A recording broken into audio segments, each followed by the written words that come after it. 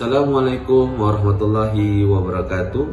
Perkenalkan, nama saya Muhammad Fuad Ansori dengan nomor NUPTK 6447706711303 atau dengan NIDN 00159207.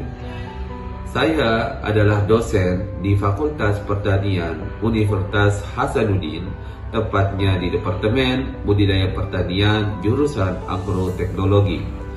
Dalam kesempatan ini, perkenankan saya untuk memaparkan video penilaian dalam pernyataan diri dosen dalam unjuk kerja Tridharma Perguruan Tinggi atau disingkat dengan PDD UKT PT, khususnya di bidang pengajaran. Mata kuliah yang akan saya sampaikan adalah pemuliaan tanaman. Mata kuliah ini sangat identik dengan keilmuan saya di bidang pemuliaan dan bioteknologi tanaman. Mata kuliah ini merupakan mata kuliah wajib bagi mahasiswa agroteknologi, tepatnya pada semester 3 dengan beban SKS 3 SKS. Mata kuliah ini merangkup pengkajian konsep-konsep pemulihan tanaman secara umum, sehingga mahasiswa diharapkan dapat menguasai ruang lingkup pemulihan tanaman, konsep struktur reproduktif dan pelestarian serta pengolahan plasma nutfah untuk pembentukan dan seleksi populasi dasar, penggaluran dan seleksi tanaman menyembuk sendiri, penggaluran dan seleksi tanaman menyembuk silang, dan alternatif dalam penginduksian keragaman dan pendukung lainnya dalam program pemulihan tanaman. Selain itu, peserta juga diharapkan dapat menganalisis dan mengidentifikasi struktur reproduktif tanaman, pembentukan populasi dasar, dan seleksi penggaluran tanaman baik pada tanaman menyembuk sendiri, menyembuk silang, maupun membiak secara vegetatif. Capaian mata kuliah dari pemulihan tanaman terdiri daripada 3, yakni mampu menguraikan pengertian ruang lingkup, konsep dan tujuan dari pemulihan tanaman. Yang kedua, mampu menguraikan konsep struktur reproduktif dan pelestarian serta pengolahan plasma nutfah untuk pembentukan dan seleksi populasi dasar. Yang ketiga, mampu menganalisis konsep penggaluran dan seleksi pada tanaman menyerbu sendiri. Yang keempat, mampu menganalisis konsep penggaluran dan seleksi pada tanaman menyembuk silang. Dan yang kelima, mampu menguraikan konsep alternatif dalam penginduksian keragaman dan pendukung lainnya dalam program pemulihan tanaman. Dalam mata kuliah ini, kami menggunakan beberapa bahan kajian dari CPNK. Yang pertama, pengertian ruang lingkup dan tujuan pemulihan tanaman. Yang kedua, struktur dan sistem reproduktif tanaman. Yang ketiga, pelestarian dan pengolahan plasma nutfah. Yang keempat, pembentukan populasi dasar dalam pemulihan. Yang kelima, konsep dan kriteria seleksi. Yang keenam, penggaluran dan seleksi pada tanaman menyembuk sendiri. Yang ketujuh, penggaluran dan seleksi tanaman menyembuk silang. Yang kedelapan, pemulihan membiak secara vegetatif. Yang kesembilan, pemulihan mutasi tanaman. Dan yang terakhir, bioteknologi dalam pemulihan tanaman. Dalam menjalankan bahan kajian tersebut, kami menggunakan beberapa metode pengajaran, di mana metode pengajaran kami difokuskan kepada blended learning atau blended system learning, di mana terdiri dari 2. Yang pertama adalah tatap muka, di mana kami selaku dosen akan berinteraksi, berdiskusi kepada mahasiswa dalam menjelaskan konsep-konsep pemulihan tanaman. Yang kedua, kami menggunakan sistem online dengan sistem kelola pembelajaran 2.0 Sikola 2.0 yang terdapat pada Universitas Hasanuddin, di mana sistem tersebut akan memberikan keluasan kepada para mahasiswa untuk mempelajari bahan-bahan materi dan mempelajari video dan materi lainnya yang bersifat asinkronus. Bentuk dalam pembelajaran pemeliharaan tanaman terdiri dari ceramah, diskusi, case study, dan project based learning atau PJBL. Pola pengajaran yang kami lakukan dengan sistem delivery, interaction, assessment, di mana kami menyampaikan materi-materi secara tatap muka maupun daring kepada mahasiswa, kemudian kami berdiskusi, bertanya jawab, dan kemudian kami memberikan assessment, yang dimana hasil assessment tersebut dapat menjadi improvement bagi mata kuliah pemeliharaan tanaman ke depannya. Dalam proses assessment kami memiliki 3 pokok. Yang pertama, kuis sebesar 22,5%, tugas 47,5%, dan project based learning dalam bentuk praktek 30%. RPS yang kami gunakan kami tampilkan di video ini.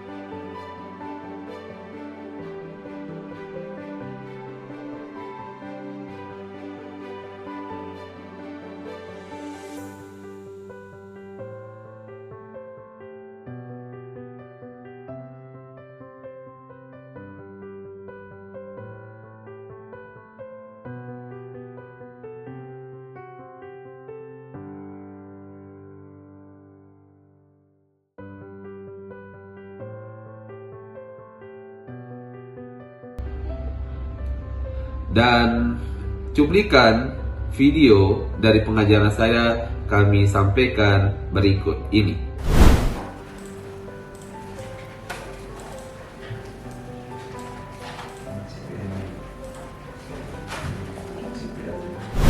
Bismillahirrahmanirrahim. Assalamualaikum warahmatullahi wabarakatuh.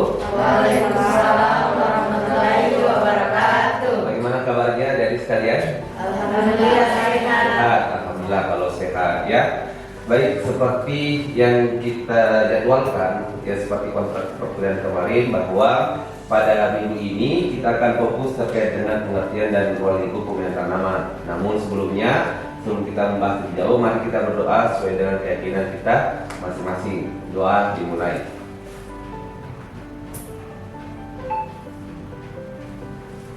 Jika yang menceritakan lebih jauh terkait pemeliharaan tanaman, saya ingin memberikan motivasi kepada adik sekalian. Banggalah menjadi sivitas pertanian. Ya, di sini ada yang tidak bangga menjadi sivitas pertanian? Saya harap kalian sudah bangga ya. Nah, apalagi ini sudah masuk di tahun kedua, saya harap adik-adik punya rasa bangga. Kenapa kita harus bangga? Ini kata Bung Karno, bahwa hidup suatu bangsa tergantung pertaniannya. Apabila pertaniannya lemah, maka kita menjadi inconsistent, instabilities. Artinya kita tidak stabil negara kita. Sehingga Bung Karno mengatakan bahwa hidup suatu bangsa tergantung pertaniannya. Jadi pertanian tak akan mati di kelam masa selama manusia apalagi pasangan, kan? Seperti itu. Nah, itulah namanya pemuliaan. Pemuliaan adalah bagaimana menghasilkan keunggulan. Intisari dari suatu pertanian ada di pemeliharaan tanaman. Tapi pemeliharaan tanaman itu sangat identik dengan teori Malthus. Di sini kita bisa melihat bahwa kata Malthus, orang akan mengalami kematian. Kenapa? Karena kelaparan. Karena konsepnya adalah peningkatan produksi itu berjalan statis, sedangkan peningkatan populasi manusia berjalan dinamis. Sehingga bisa dilihat di sini ada delta of starving, artinya ada gap dari kelaparan. Nah, dengan adanya itu, dengan masalah tersebutlah pemulihan itu hadir. Jadi seperti ini juga kalau kita lihat ya. Nah, di sini kita bisa lihat ini ada dari suatu berita bahwa tantangan ketahanan kedaulatan pangan itu menjadi krusial di Indonesia. Apalagi adanya El Nino, La Nina, dan selainnya menjadikan kita harus fokus bagaimana pangan di Indonesia ini harus bisa stabil. Kita lihat ini kayak model-model katopon pendek, katopon tinggi ini pendek dan buahnya seperti ini. Ini juga kita bisa lihat warnanya. Pemulihan tanaman. Jadi kalian itu merasa bersyukur bisa belajar di pemulihan tanaman. Yang punya jiwa seni silahkanlah berseni dengan pemulihan tanaman ya. Oke. Nah ini juga pengembangan jagung hibrida ya. Jadi yang di pasar-pasaran itu kawin silang. Beda dengan tanaman padi atau cabai yang suka kawin sendiri ya. Makanya dalam Al-Quran ya tidak boleh lo kawin saudara. Mana pentingnya suatu hibrida terhadap peningkatan produksi, dan hal inilah yang menjadikan banyak perusahaan-perusahaan yang berminat menghasilkan benih hibrida ya. Nah, di sini kalau kita lihat banyak nih ada ISME, Syngenta, Bintang Asia, Pioneer Visi. Apabila kalian paham pemilihan tanaman, maka kalian akan direkrut oleh ini. Karena ini mencari pemilihan tanaman, karena susah membentuk seorang pemulia, ya kan? Karena harus jiwanya harus dimuliakan, ya. Seperti itu. Oke. Ini kalau dari sini pengertian memilih, dan kemudian berpindah ke sains, karena semua butuh statistik. Ya, butuh statistik. Kemudian masuk lagi teknologi, adanya bioteknologi. Yang pertama ini peningkatan produktivitas, ya kan? Karena tadi K5 harus meningkat, maka pemulihan itu harus fokus dalam menghasilkan peningkatan produktivitas atau produksi per lahannya, ya. Seperti ini, awalnya itu tipe-tipenya tipe ganja, kemudian tipe kecil-kecil, 6 bulanan berubah menjadi 3 bulanan, bahkan sekarang lebih ganja lagi ya, 70 hari. Itulah proses pemulihan tanaman ya. Bagaimana caranya kita meningkatkan produksi atau produktivitas per lahir dari suatu tanaman. Baik, ini kalau kalian ini yang kuning-kuning ini bukan nasi kuning ya. Ini ada namanya golden rice ya, golden rice. Ini hasil perkembangan bioteknologi ya. Makanya tadi saya bilang bahwa ada teknologi.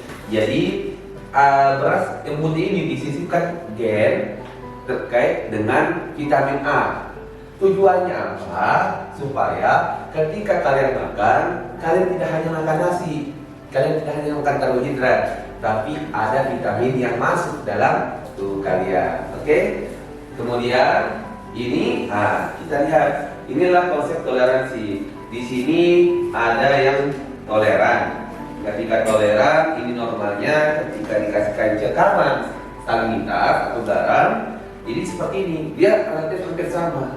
Tetapi kalau yang sensitif, ini normalnya tiba-tiba seperti ini. Nah, ini yang sensitif, ya. Ini adalah konsep dari toleransi abiotik. Nah, ada juga terkait dengan ini warna coklat. Kalian pernah lihat ya, satu hamper coklat semua. Nah, itu kan ini bisa satu malam. Nah, kita berusaha untuk dia bisa bebas dari BBC warna coklat seperti itu, ya, seperti ini. Ya, dan terakhir itu terkait dengan estetika, ya, seperti ini kan banyak kan janda-janda bolong, ya kan, yang bolong sudah bolong dipula lagi, ya, seperti ini. Jadi dalam konsep estetika berbeda dengan konsep produktivitas.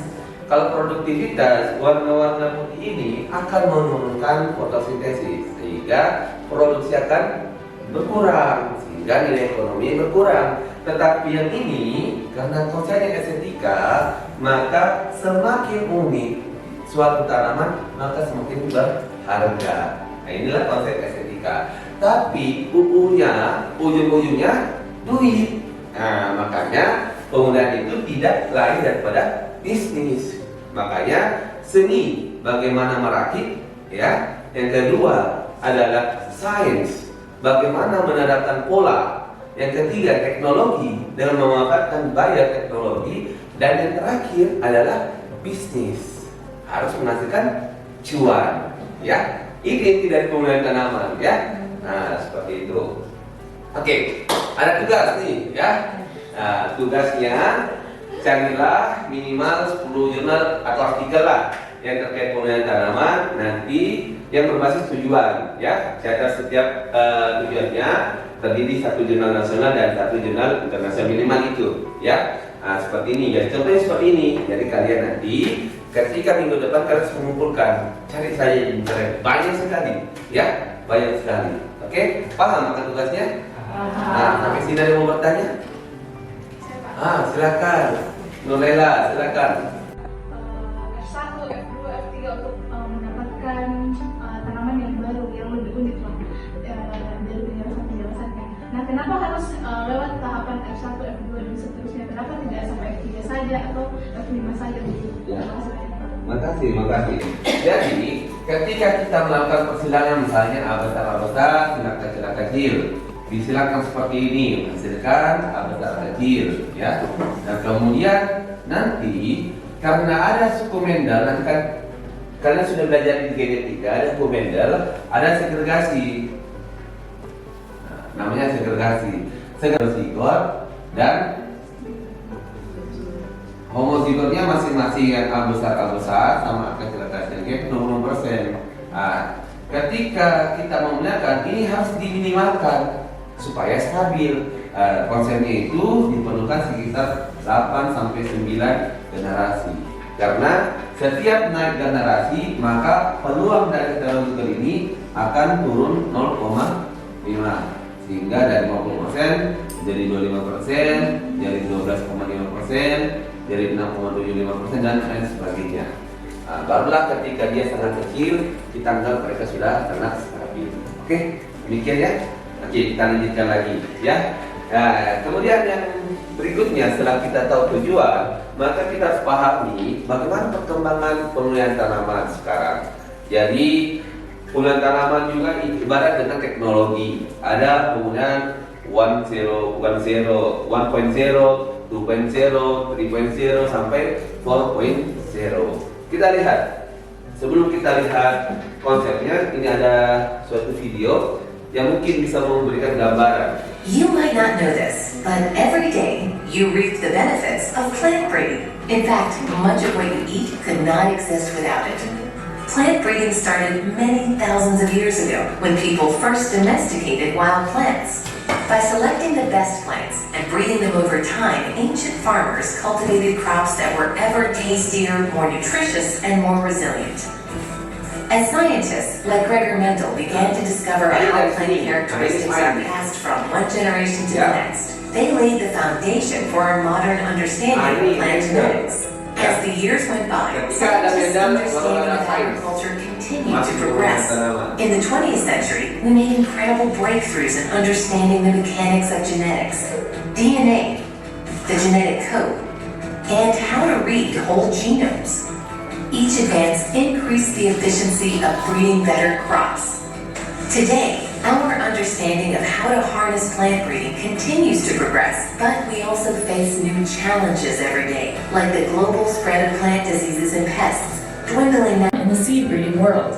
Breeders will then plant the F1 seeds from the especially blue tomatoes, and those tomatoes are pollinated the natural way, without human interference. What grows is called Oke, baik. Ini juga contoh dari konsep pemilihan tanaman atau disebut dengan hibrida ya. Ketika kita menyilangkan yang kurus-kurus ini dengan yang besar ini, dia kan dulunya besar ya, tapi gemuk. Ini kurus tapi keriting, disilangkan jadi seperti ini. Ini adalah bentuk konsep pemuliaan dari yang disebut dengan konsep hibrida. Jadi dalam pemilihan tanaman itu kita bisa membuat suatu hal yang lebih unik dengan mengkawinkan suatu jenis atau suatu varietas atau suatu galur untuk menghasilkan suatu yang lebih baik dibandingkan kedua-duanya. Ini disebut dengan hibrida. Scientists combine genes from two related plants. Their offspring have a mix of characteristics from both parents. Ini kan nanti terbaru ya. James CRISPR-Cas9, scientists first identified the sequence of the human genome that's causing a health problem.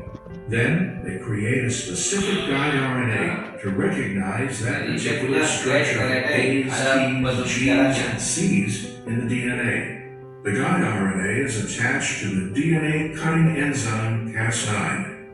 Nutritious and more resilient. As scientists like Gregor Mendel began to discover how plant characteristics are passed from one generation to the next, they laid the foundation. Effectively makes CRISPR-Cas9 cut and paste for DNA editing. In the future, scientists hope to use CRISPR-Cas9 to develop critical advances in patient care or even cure lifelong inherited diseases. Jadi itu dari perkembangan dari teknologi terkini dan karena telah menjadi bagian dari mahasiswa pertanian. Nah, telah dibahas tadi bahwasannya menurut teori Malthus ternyata populasi manusia itu selalu meningkat secara drastis sehingga mengakibatkan gap yang begitu jauh antara ketersediaan bahan pangan dengan jumlah populasi manusia. Nah, salah satu solusi yang dapat dilakukan yaitu melalui teknik pemuliaan tanaman. Nah, hanya saja saya telah melakukan beberapa baca-baca berita bahwasannya salah satu tantangan dari pemulihan tanaman itu sendiri adalah minat masyarakat yang masih kecil terkait produk-produk hasil pemulihan tanaman. Masih banyak masyarakat yang skeptis terkait produk-produk yang dihasilkan dari hasil pemulihan tanaman. Contohnya saja terkait tanaman-tanaman transgenik yang telah dihasilkan. Masih banyak masyarakat yang takut ataupun masih berpikir dua kali untuk menggunakan tanaman-tanaman transgenik yang dihasilkan dari teknik pemulihan tanaman. Nah, bagaimana caranya kita sebagai mahasiswa pertanian, khususnya pada bidang pemulihan, untuk meyakinkan bahwasannya produk yang dihasilkan itu merupakan produk yang telah diuji ataupun produk yang telah cocok digunakan oleh masyarakat untuk meningkatkan mungkin dari sisi produktivitas, segi kualitas, kuantitas, dan sebagainya. baik, terima kasih. Sebenarnya untuk masukkan GMO itu sangat susah karena banyak tantangan atau banyak kestabilan yang dia harus hadapi. Harus aman pangan, aman pakan, aman lingkungan, dan lain sebagainya. Jadi sebenarnya tadi dari Malthus itu dapat dipatahkan. Oke, Husni, terima kasih atas pertanyaannya. Dan kemudian ya kita menuju ke kesimpulan. Jadi kesimpulannya yang harus kalian pahami, pemulihan tanaman merupakan salah satu kunci dalam mematahkan teori Malthus. Itu paling utama. Yang kedua, pemulihan tanaman memiliki tujuan utama. Yang pertama, peningkatan produktivitas, kemudian peningkatan kualitas, resistensi, toleransi, resistensi terhadap biotik, toleransi terhadap abiotik, dan terakhir adalah estetika. Nah, kelima-limanya itu akan masuk ke dalam nilai ekonomi. Harus menguntungkan, harus lebih baik dibandingkan varietas sebelumnya, ya. Dan kemudian perkembangan pemulihan terus masuk 4.0 dan akan berkembang sesuai perkembangan teknologi. Jadi ini ada referensinya, bisa kalian pelajari. Nanti kita akan diskusi lanjut ke pertemuan berikutnya. Mungkin demikian ya adik-adik sekalian. Terima kasih. Saya bangga mengajak adik-adik sekalian. Semoga adik-adik itu dapat termotivasi, ya. Jadi jadilah bersyukur akan pelajari mata kuliah menarik ini. Belajarlah dengan antusias. Oleh sebab itu salah satu tahapnya silakan buka sekolah dan mempelajari tugas dan pertemuan pertama. Baik, terima kasih. Assalamualaikum warahmatullahi wabarakatuh. Nah, dalam mata kuliah ini terdiri dari 3 SKS, di mana 2 SKS sebagai teori dan 1 SKS sebagai praktik lapang. Oleh sebab itu, dalam video ini kami memaparkan video terkait dengan praktikum di lapangan.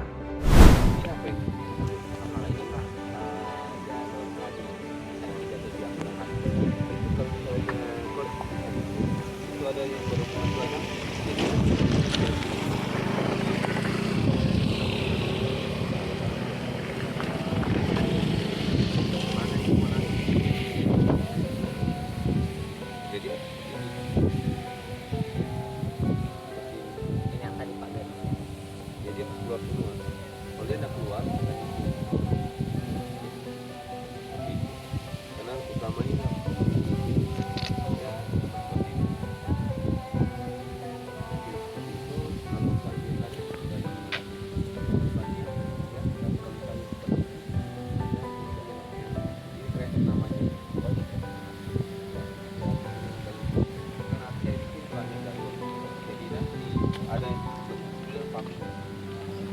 Semoga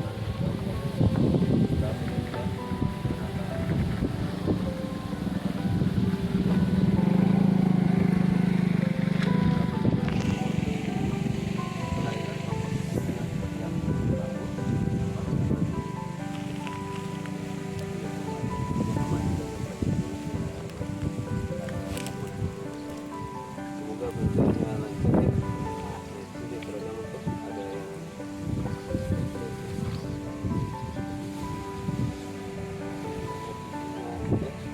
tapi rapi untuk sama semua.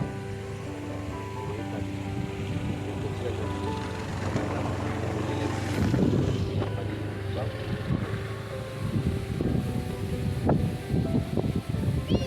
demikianlah video dari pernyataan diri dosen dalam unjuk kerja Tridharma Perguruan Tinggi UPDD UKPT dalam bidang pendidikan. Kami berharap video ini dapat disaksikan di YouTube dan menjadi pembelajaran bagi masyarakat pada umumnya, khususnya pada para mahasiswa yang fokus dalam bidang pemeliharaan tanaman. Kami akhiri, wassalamualaikum warahmatullahi wabarakatuh.